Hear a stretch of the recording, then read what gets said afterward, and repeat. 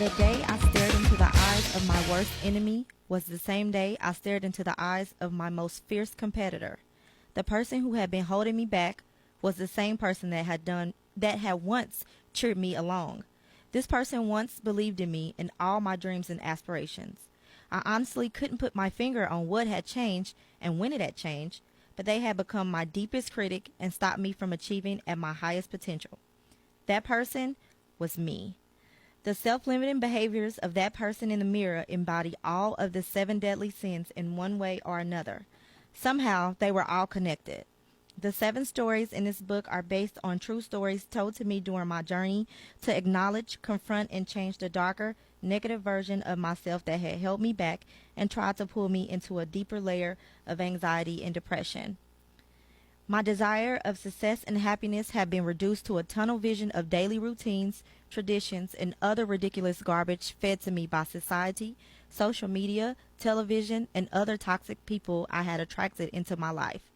It became easy to point out my failures and use them as examples of what I had become.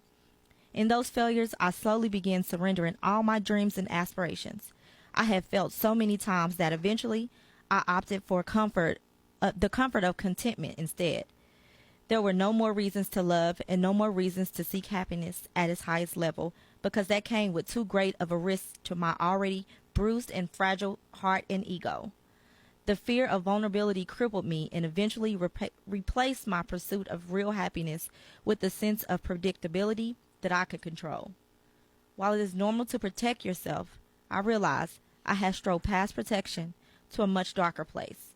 The place I lived in could only lead to depression, anxiety, and ignored longing for happiness. When I began to reach out, after an initial round of therapy, I learned I wasn't the only one, and I hope that the stories shared in this book help you to see you are not the only one either. And that is LeAndrea Mack with her book, 7 Deadly Sins. This is Serenity, and you're listening to Speak on It. And of course, I like to start off with something positive, a quote, story, something. And I want to reach from the book, the little book of confidence that I've been reading from. If you keep up with me, I've been reading off from that book for a while now. And it says each person has their own unique selling point. We all have our own USP. That's what they call it. Work out what yours is. Feel proud of it. Cultivate it. And in return, you will need to boost your own confidence. And then also, don't be afraid to reveal your strengths and qualities to other people. By doing so, you reinforce your own belief system and as a potent and effective human being. So, that, of course, is from the Little Book of Confidence. I want everybody to have confidence on this Saturday. And so, we have in the studio, I'm happy to have author, writer, journalist, Miss LeAndrea Mack. Hi. I always want to call you Tasha Mack from the one show. A lot of people do. Or Miss Mary Mack. I wasn't even thinking about Miss Mary Mack. Macaroni. I can go on all day. But yeah, it's like the other day I was trying to call you. I'm like, why I want to call her Tasha Mack? And I was like, the show, the game. Mm-hmm. So, okay, LeAndrea Mack. We've been following each other. I've been following you on Facebook for a little while now. Yeah. And I love some of the things that you do in the community, especially with writing. Thank you. So let's talk a little bit about you and your background. So just tell people, just give like a brief overview of who you are and what you do for those who don't know Miss Mack. Okay.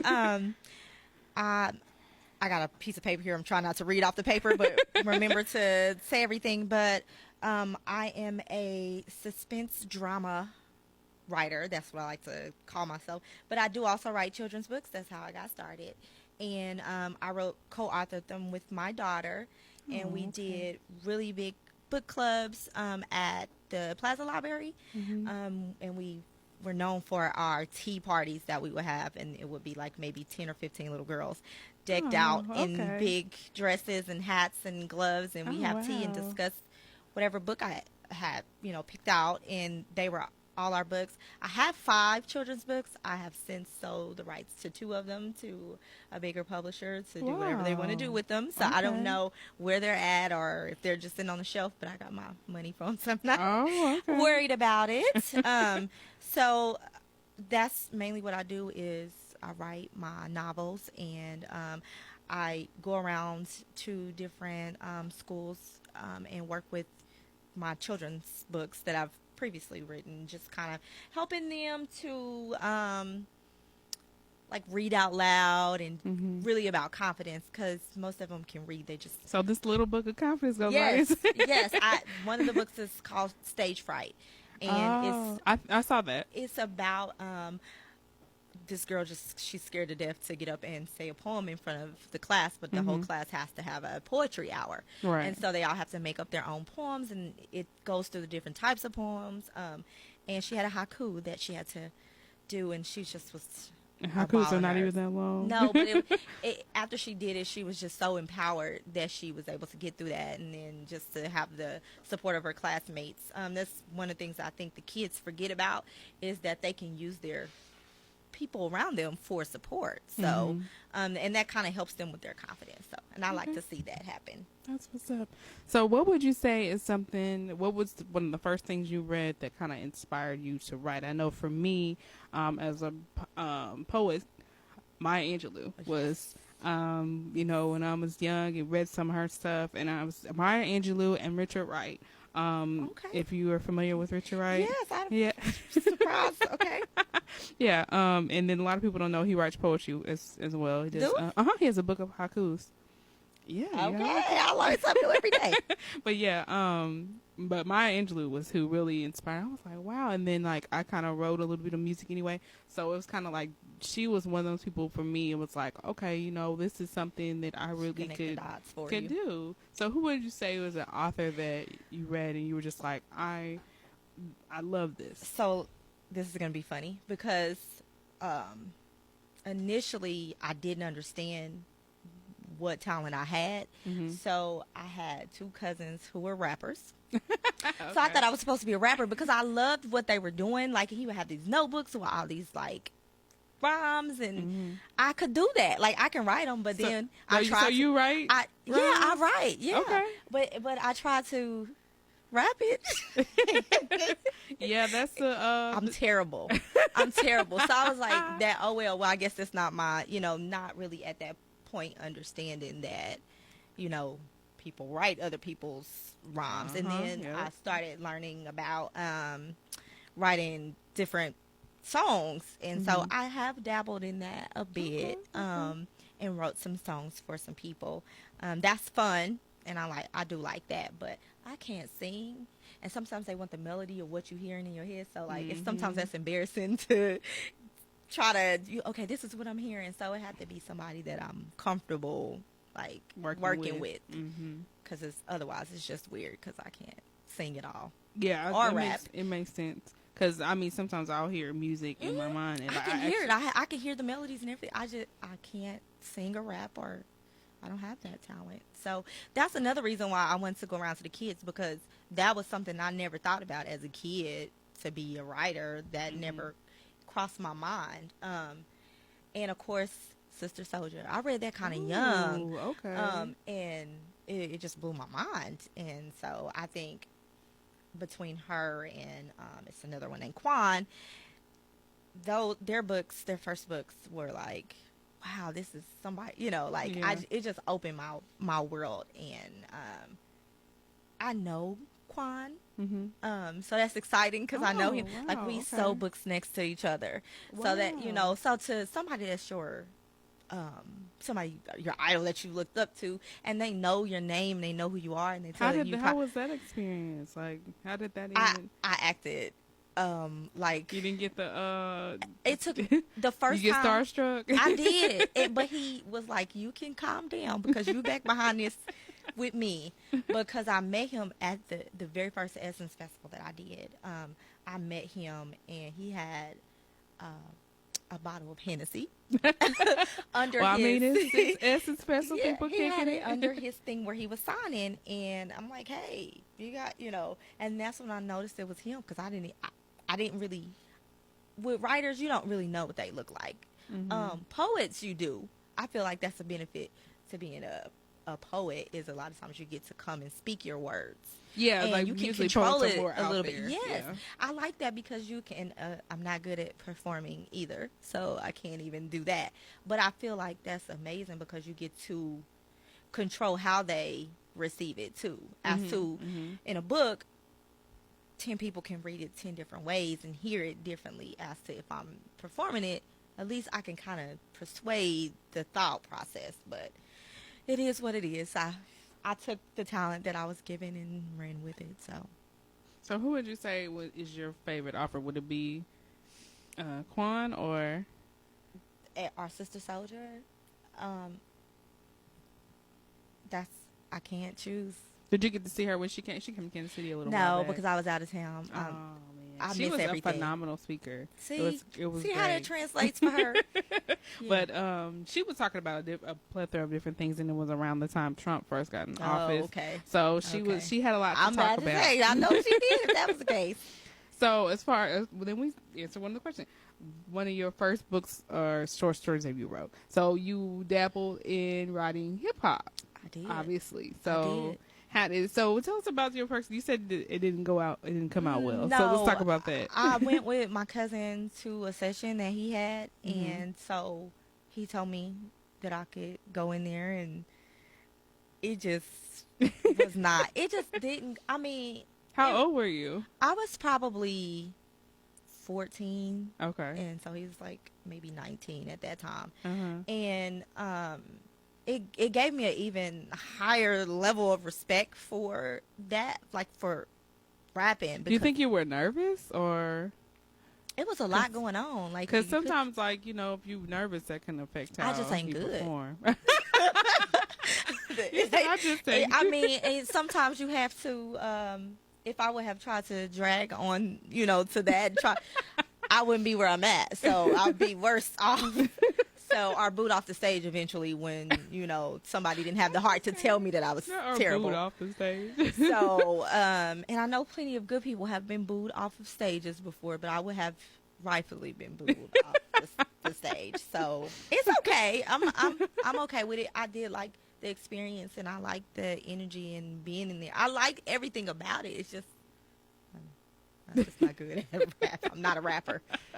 Well, yeah. I mean, that's why a lot of rappers now, they have ghostwriters.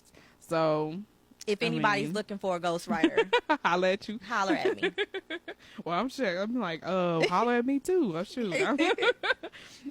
So you go from, how do you make the transition from going children's books Yes. to adult suspense? Because I It's was such an reading awkward thing. Yeah. the Seeing Red. I'm like, okay, this is a grown person book. This Definitely ain't do for not- no kids. I do not, and I tell like parents that I know that have the children's books, like, Mhm. hey, I got something for you too. Is that how you do it, or? that's what started it. So I had all those kids, but they also had parents too. So yeah. I always wanted to do a novel, but it just wasn't the time at first. My Mhm. daughter was younger, so that was something we did together, and that was just a legacy thing that I needed to do for us. Okay. We needed to have our thing. Okay. And so that Is the your children's- daughter right too? She writes. She's more of an illustrator at this point. That she wants to okay. go to school for animation, Oh wow. and design. okay. So she's really She could be into- doing your book covers and stuff for you. She See, told I me got a she's doing in-house.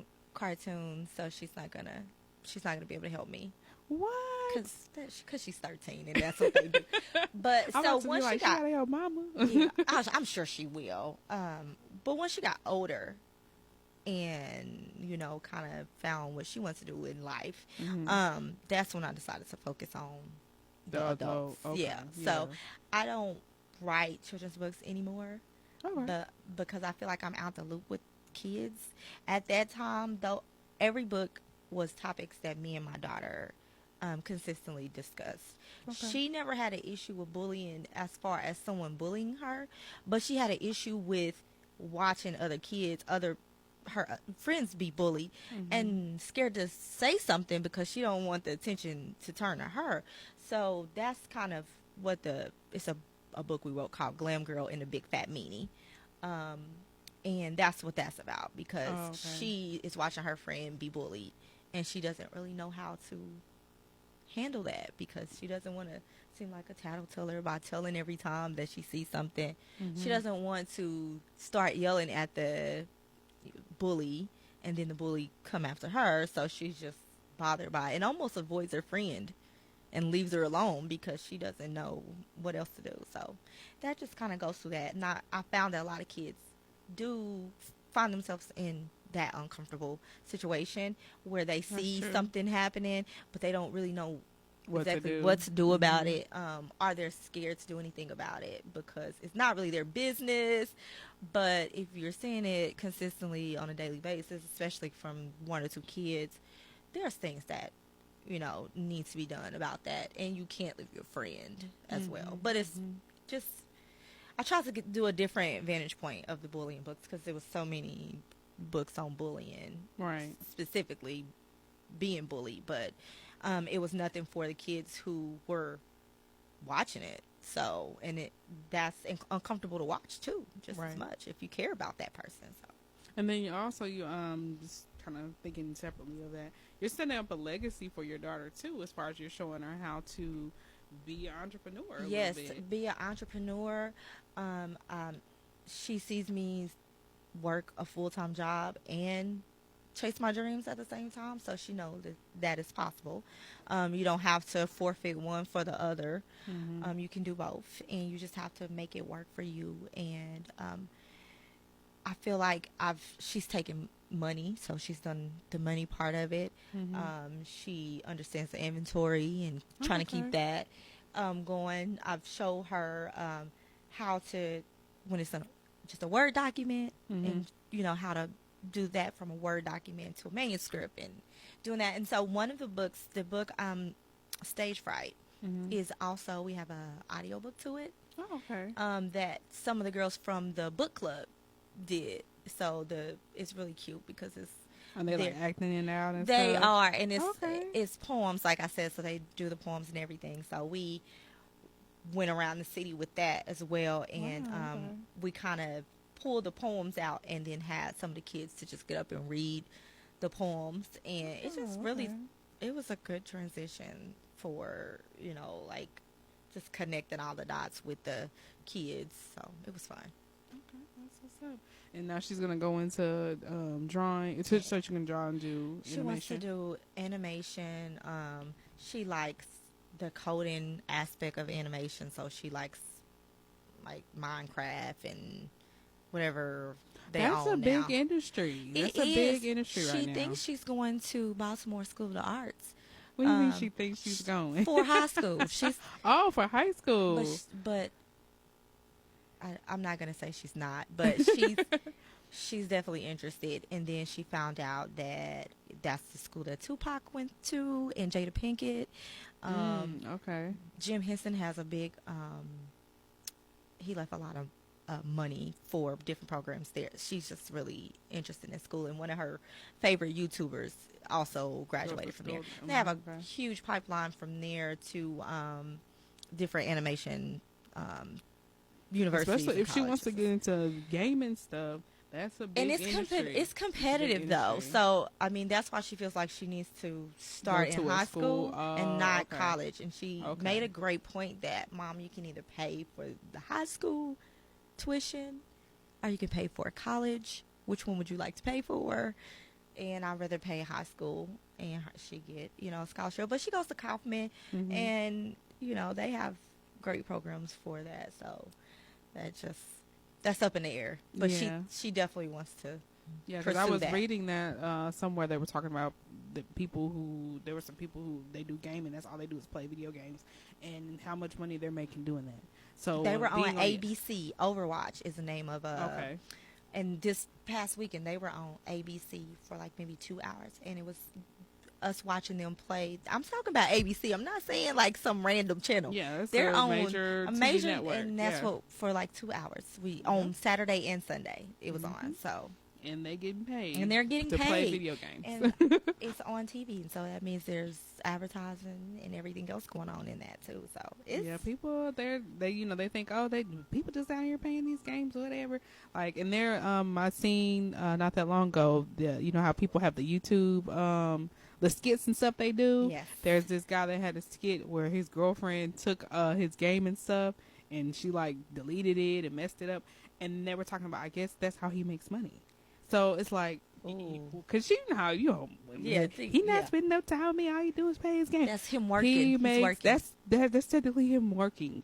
Like this man was making over $100,000 a year doing gaming, and she messed up his profiles and all that stuff. And so they were like, I can't believe, you know how some people be like, I can't believe she did that. And then like, if that's his livelihood, Yeah, then I would then be that losing is my mind too. oh yeah, oh he was hot. So She's pretty serious about it. So, and she's not as a huge gamer as she is watching the game. She will get on YouTube and watch other people play. what? It's the weirdest thing, but I consulted with other people and I found out that she's not the only one that does that. But she watches other people play. Does she do the is it cosplay? Cosplay? Yeah. Yes. She does So they had Planet Comic Con. When was that? Did she dress up and all She that? was Shuri from Black Panther. Okay.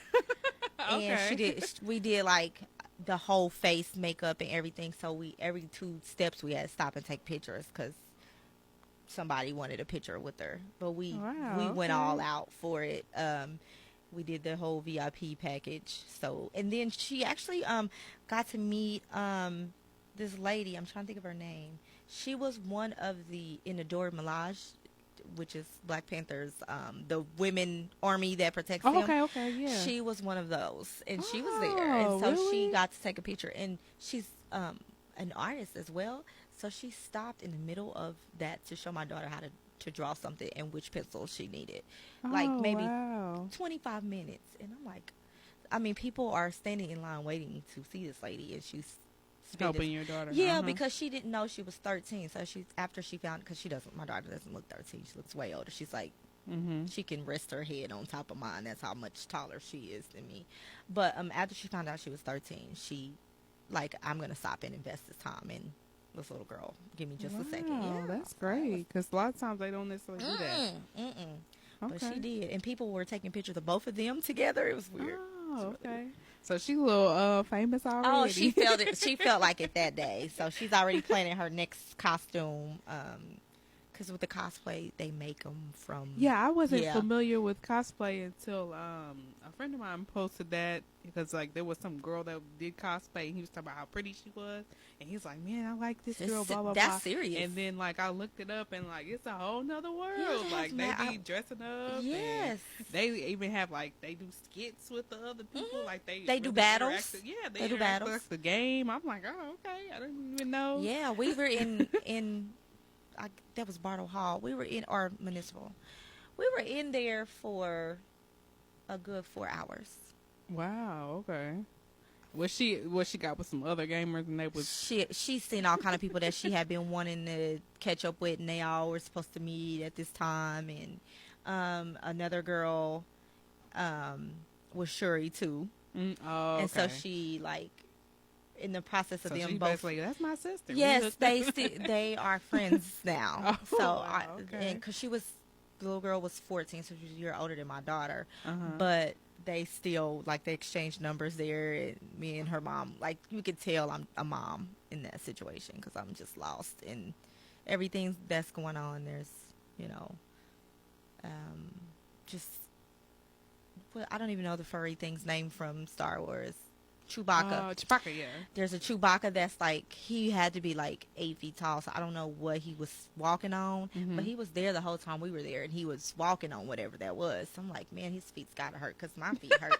And I had on Air Maxes. His feet's gotta hurt in that, because nobody's 8 feet tall. I mean, right, yeah. So, but he was. Oh, you know what I always wanted to do, just to like the little, how they have the people in the mascot. I want to do this that one day just to see. But I know it's hot in there.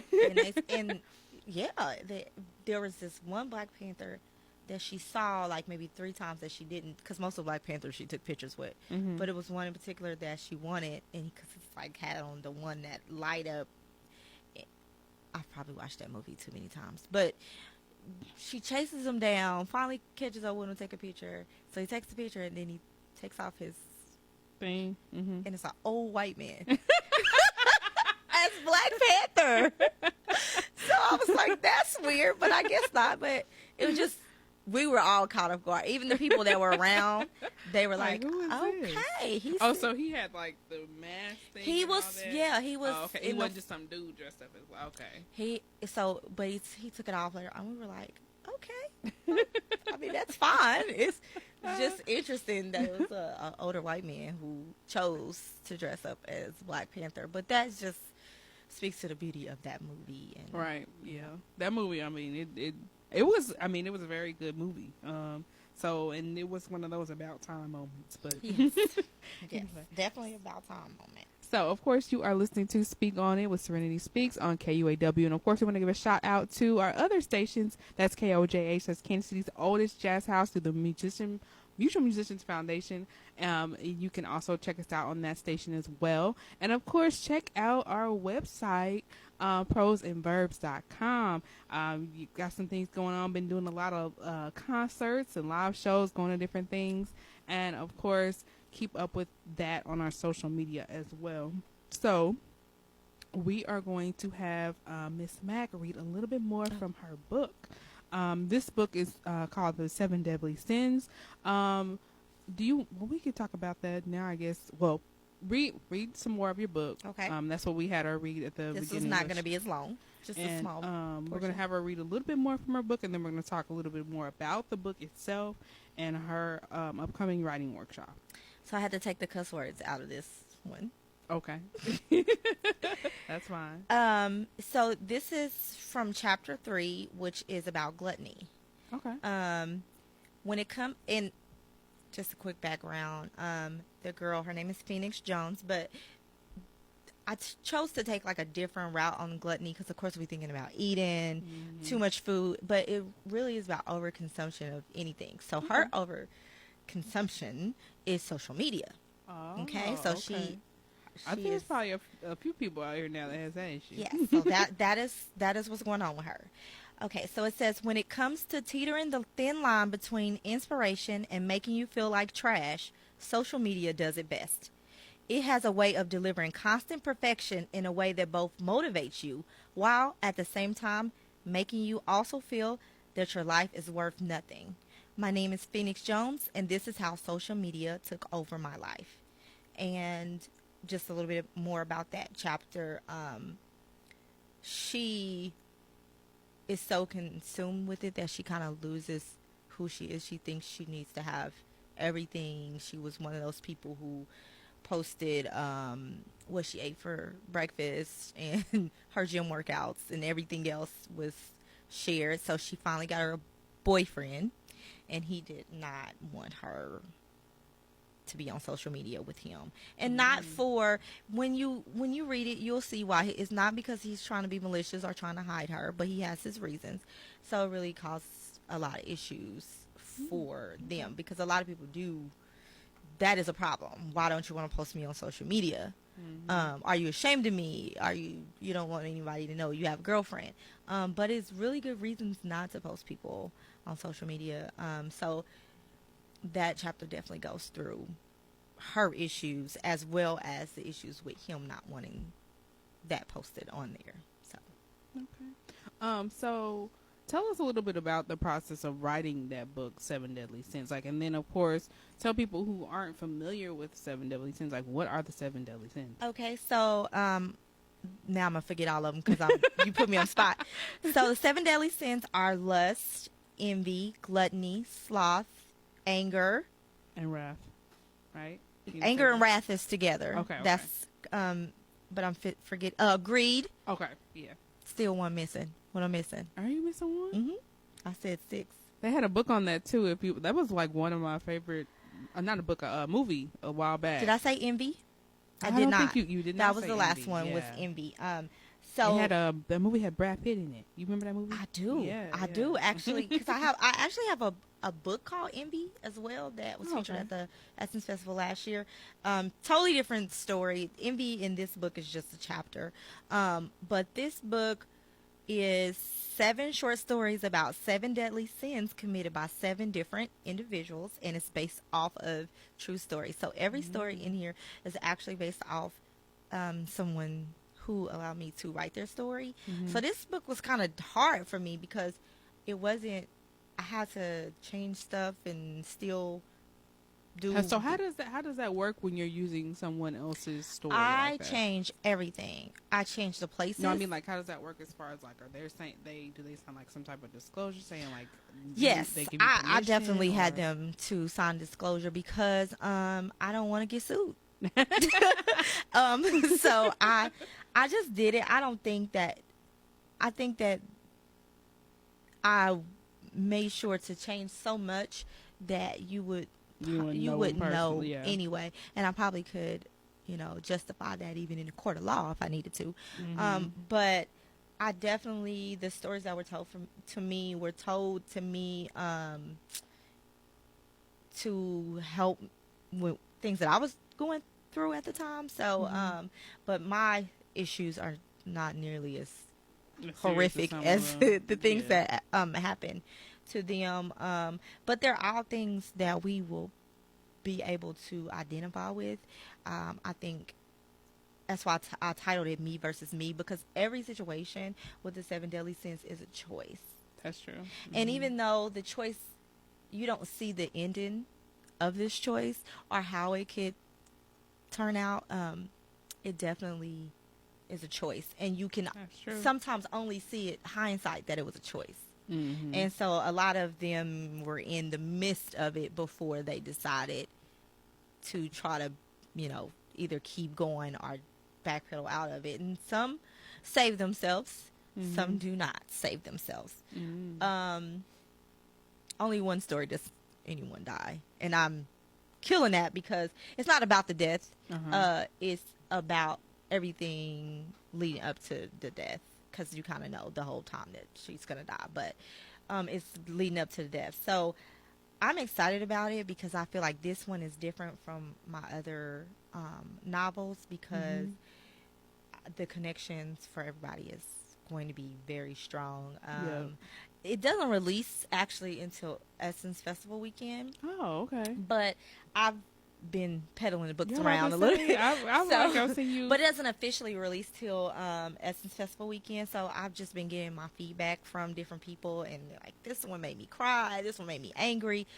This one, it's a mother and daughter dynamic in one of them, and so that one really resonated with a lot of people in ways that they didn't even see until after they read it. So that was exciting, but it did take a lot out of me to come up with that. Yeah, because it's emotional, and I mean, I like it to be drama, but I don't want emotions with the drama. I want it to be somebody else's drama. I don't want it to remind me of my own drama. So it does do that, but at the same time, it's a good lesson. So yeah. So you got an upcoming writing workshop. Let's talk about that workshop. First, let me just say what that because this is not out there yet, so but about it, I accepted the nomination to be Miss Juneteenth for 2019. Okay. So that was exciting in itself. So what is Miss Juneteenth for those who don't know what Miss Juneteenth? So I guess she have any special requirements with the title? Like, what happens? Just wave at the parade and speak to everybody. Do you get a crown and all that? I better get a tiara. That's and a sash too. Are you gonna be doing the? I definitely am. But for me, I mean, Juneteenth is very important too. And so one of the things that they looked at when they were picking was civil rights. And so at first I was like, how does this fit me? I don't think I'm going to, say anything about it. And then. So what do you mean by civil, like people who So they wanted, like for civil rights, like they wanted to have the Mr. and Miss Juneteenth to be somebody who is doing something with civil rights in the community. Yeah, that's what I'm saying. So at first I was kind of like, okay, well, what is the connection? And so then we started looking back at laws, and I think that I write it down here. Yes. In 1847, the Missouri General Assembly passed a law stating No person shall keep or teach any school for instruction of Negroes or mulattoes in reading or writing in this state. And that was the act of February 16th of 1847. That was an actual law here in Missouri, which stated that you could not teach black people how to read or write. Like right here in our, like, Missouri was a slave state. So, yes. Yeah. It also, they had slid in there, and they still do that with laws now, but they slid in that they didn't want any black people migrating to the state unless they were part of this, some coming over as a slave with someone else. So that was kind of pushed in there. So the reason that was in there is because if you have a free black that is coming to a state where it's pretty much illegal to teach, they were afraid that they were going to teach under the table. So it was interesting because they could teach for like religious stuff as long as it was from the Bible. But other than that, they did not let them read or learn anything. And even with the Bible that was read to them, they weren't allowed to read it for themselves. So being able to go work with these kids and actually teach them is something that was, illegal 150 years ago.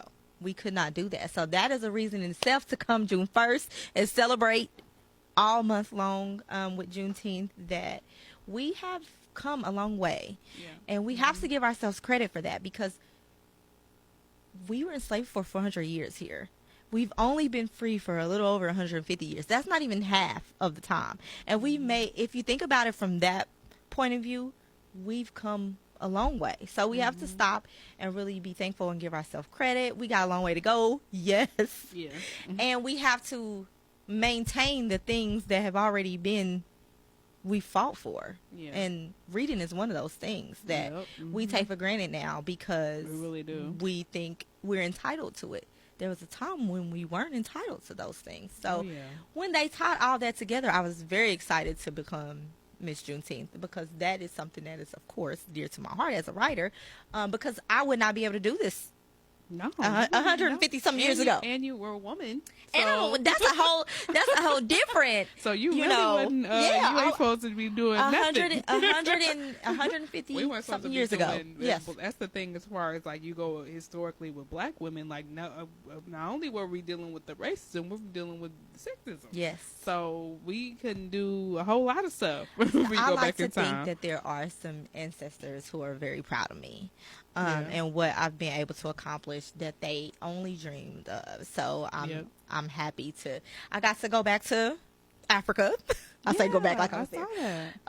And so that was definitely, I had a prayer with my family about that, but just any unrested souls that is part of my blood, I wanted to bring back. Are you familiar with your family history? So I did a little of I did ancestry DNA. So I did find out my percentage of Nigerian. Okay.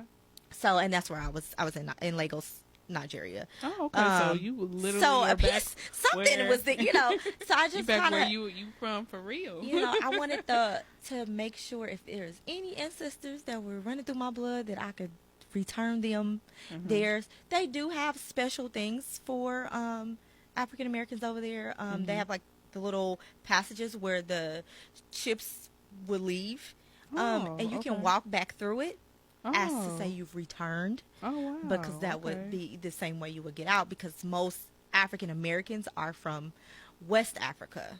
Okay. Not all, but most of them are from West Africa, and only because that was the way they got them, because it was right by the water, so they could put them right onto the ships and sail them over. So and of course, did you have like a feeling like, how sometimes you'll, if you're a spiritual person, you ever feel like a deja vu, or that that you're somewhere like you felt the presence of your ancestors maybe? I wish I could say I did that. I didn't. And I worked with elementary school kids while I was there. But I was able to talk about to some adults about um, just being African American, and to them, it's like they like they're like, what's wrong with just being American? To it's like, what's and another, I came over with a lot of preconceived notions. I expect to see a lot of natural hair and braids and stuff, and they have bundles and everything to like they look just like us, right. And so it was interesting to see that dynamic, because I just was looking for the roots, and the roots are not the way that you envision them to be, because they are modernized as well. So, right. And of course they still wear traditional African attire, but some of them also had on jeans and baby doll t-shirt, like I heard Cardi B on the radio. Oh, okay. In the car. Okay. It was, I could have full conversations. They didn't have any like African music playing, or no, like they had the well, I mean, I know they have like African hip hop, all that stuff. Yeah, they played that. Yeah, they played that. I went to an actual club there, and oh, you did? Okay. I did. I went to a you club. Got to turn up. Femi Kuti or something like that. That's who owns the club. He's some big person in that area. But I did. I went to the club. It was great. Everybody was dancing. It was hot and sweaty, and like kind of reminded me of being at Hot Summer Nights. That's what it reminded me of, like just having a good time. Like everybody's there. They ain't standing on the wall. They wasn't nobody too cute. The girls had on flat shoes because they was ready to jam. They wasn't there to do a little shimmy. They was ready to. So that was exciting. I went there with a couple of the teachers. I'm glad they let me do that, but it was a great experience. I hope to go back. That's what's up. So we didn't even get into your writing workshop. Like, what are some things that you're going to be teaching at the workshop? And the workshop's going on during Juneteenth, right? It is. It's the 15th of June, I believe. I might be lying. Okay. They should just keep up with you to keep up with the details. Yeah, go to arthurlmack.com and you can find the information, because I might be lying on the date. But the workshop is going to be more of an overall just introduction to book writing, because it's only 2 hours, so that is not a lot of time to unpack everything. But what I want to do is I want to show them the difference between traditional publishing and self-publishing. I've been offered some deals, so I did take one of my deals, and we're going to dissect why I declined it. And so it'll make sense as to investing in yourself, but also it is tough too, because you are investing in yourself. So I feel like that was the fire to push a little further, because I need to make my money back, But at the same time, there are reasons to take traditional deals, so we'll break down those two aspects. I need to be there. Because I did that. We'll talk about different templates, and I actually have like a little thing we're going to go over just on how I wrote Seeing Red, because I used word bubbles to do it, and it's more simple than you think it is. Just kind of going back after that, and then we'll go to the different genres, because there are different subgenres, and all that means something in that world. So we'll go over those. We will go over editing, and there's several layers of editing. So there's free editing services like Grammarly that you can do yourself, that's a little bit more than just like a Word document check, but that's what most people do, like, let's just do this. That's not enough. This will catch things that are weird sentences, or maybe there versus there, because not all the time a word it's a real word, so it's Right. spelled right because it's a real word, and It's just in the wrong place. Yeah. so and that's free. And then also I'll talk about editing services that I used. There's one that's a girl that's key local. right there. Yeah, it's a girl that's local. She works for a bigger organization, but she's gonna come in too and say a few little things, and she'll stick around if anybody wants to talk to her afterwards. But I'll give that information out. So it's just a little, and then I'll do a Q&A. So Okay.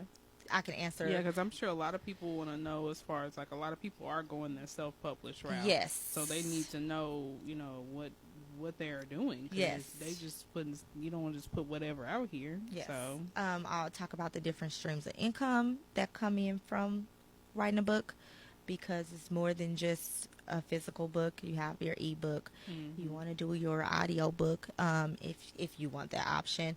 Then of course there's workshop and speaking engagements that you want to do in book clubs.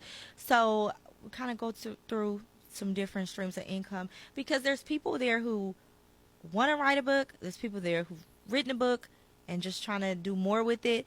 There's people who are in the process or just completed their first draft. So what this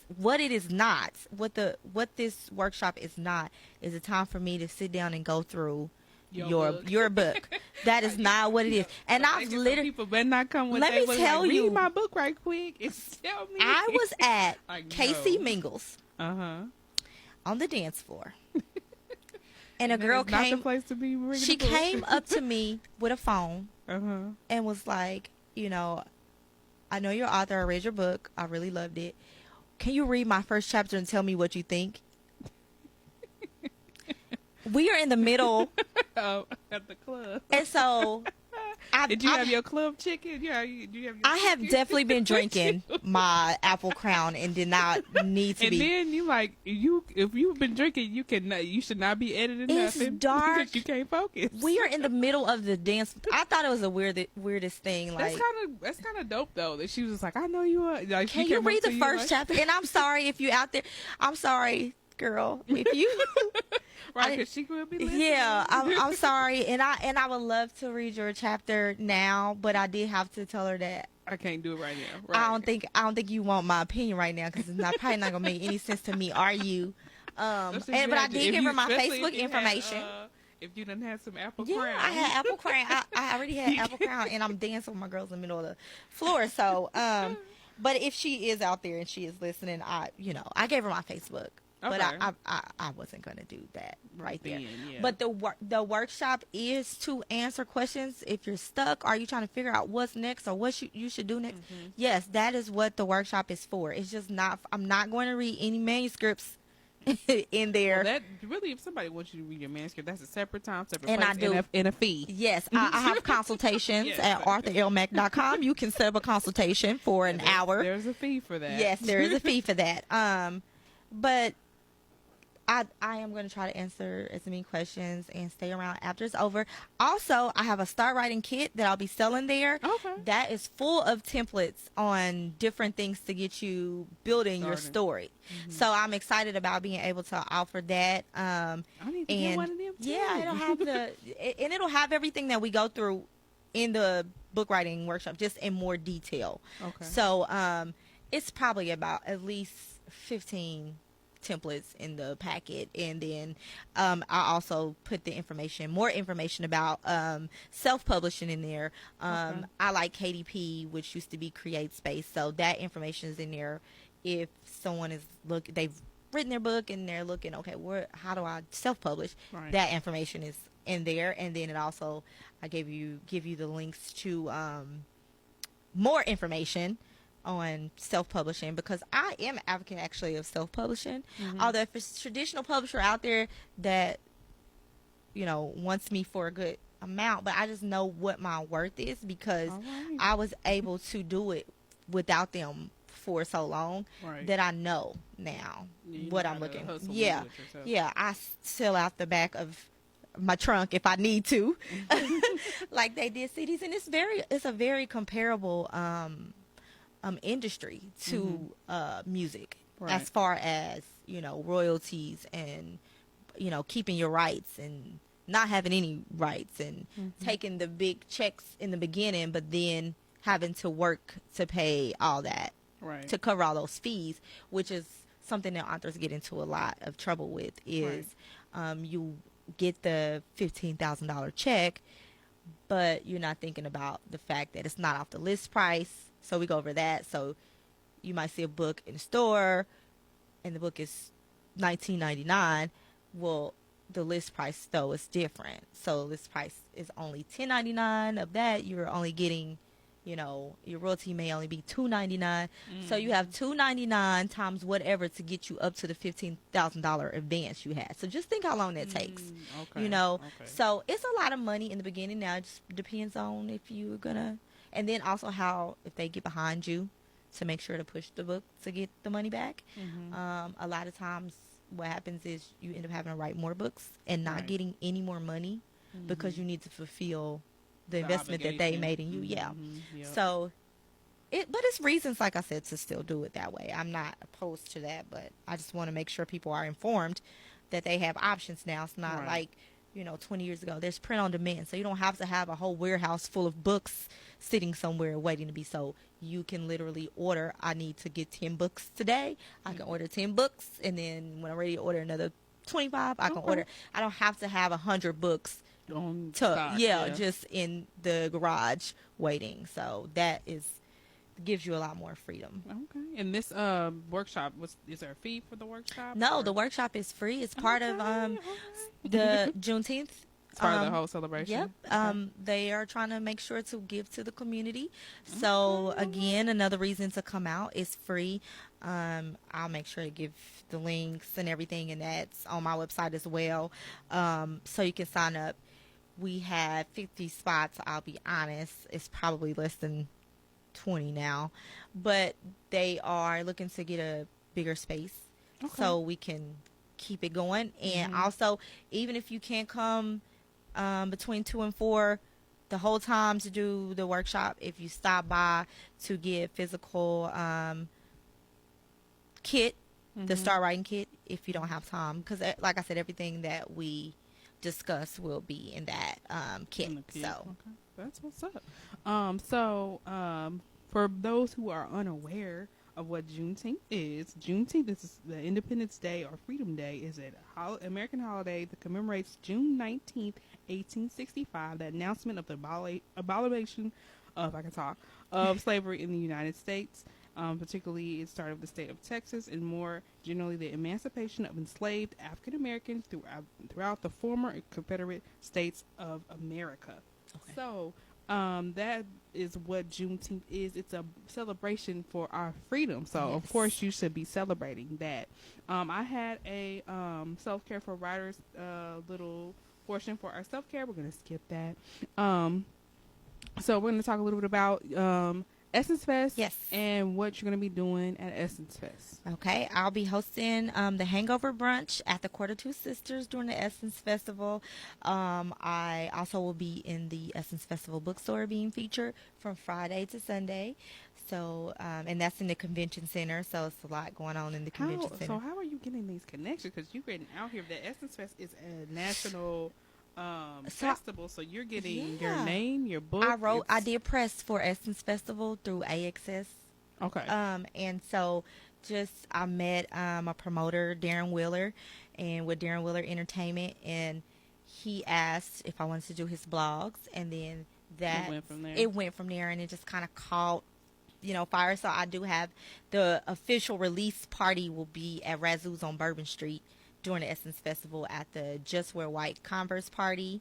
I also will be a part of a event called Cocktails and Conversations, and that is with Janelle Banks too.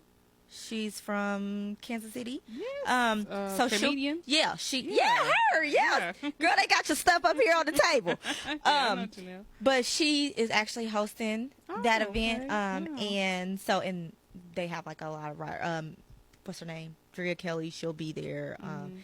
There's so much going on with that, but those are the big things being featured there. And this is my third time and third book being featured at the Essence Festival. So I'm excited, especially now that Michelle Obama. Yes, they announced that Michelle Obama, she will be there. the former First Lady and always our First Lady, Yeah. will be at Essence Fest this year. So that's definitely going to be exciting and fun, especially for you because maybe you get to meet her. That'll be I'm fun. telling you, if she way on in the corner, I'm still gonna try to get a selfie just with all the other people in there. I'm just excited to be in the same room as her. Right. So tell people how they can get in contact with you if they want more information about your books, where they can find your books or anything like that. So authorlmack.com. I'm also on Facebook at LeAndrea.Mack. That's LeAndrea.Mack. And Instagram, Leandrea KC. Yeah, I got a Snapchat, but I don't know it because I don't use it anyway. No. But my website is the easiest way. They have all the information about Essence Festival, Juneteenth, everything we talk about. Yes, how they can get a book. It has the whole thing to shop. You can also go to Amazon.com/author/LeAndrea. You don't know how long it took me to get them to put that whole thing there, but they have that there now, so you can go straight to, and it is part of the free shipping if you got Amazon Prime, which the whole world has now somehow. Well, I'm still in my free trial. Okay, so. I had a free trial like twice, but I'm on free trial, but it is part of that, and it's part of the older books. The Self for Me versus Me is part of the Kindle version. So if you get the Kindle part for free, you can read them for free. I get points for that, so I'm still getting paid, so don't feel like, oh man, I don't want to read it for free, because it's part of your subscription. So I'm still getting money on the back end, so don't feel bad for me. Okay, well I'm gonna have to go look at it. Yeah, see if it's on, if you have that subscription, then it's gonna be part of that. You can read for free. I'm still doing my Prime trial. Hurry up, girl. I'm gonna definitely utilize that. Thank you, Miss Mack, for coming in. No problem. Thank you for having me. And congratulations for everything you're doing. Congratulations for Juneteenth. Thank you. I'm definitely a supporter, so whatever information you have, I'll share it on the platform. Okay. Pros and Verbs, or social media, everything. And then, of course, make sure you check out KUAW, the dopest, smoothest of community stations here in Kansas City. Yes. And also of KOJH, like I said, from the Mutual Musicians Foundation, which is the Kansas City's oldest jazz house. That's their radio station. And also prosandverbs.com. Our website is up. It's out there for you. Check us out on social media as well. That's PROSE and Verbs. You should have that part down. And you can check me out if you want to check me out individually. I'm Serenity. I was Serenity Speak on Facebook. They done made me change my name. I don't even want to talk about that. Yeah. My artist page is still out there. If you search Serenity Speak, it should come up. Or you can find me on Instagram. It's Serenity, SERENITY, 2_ and the word speak. And we are out. And as always, I'm Serenity, reminding you to spit your peace.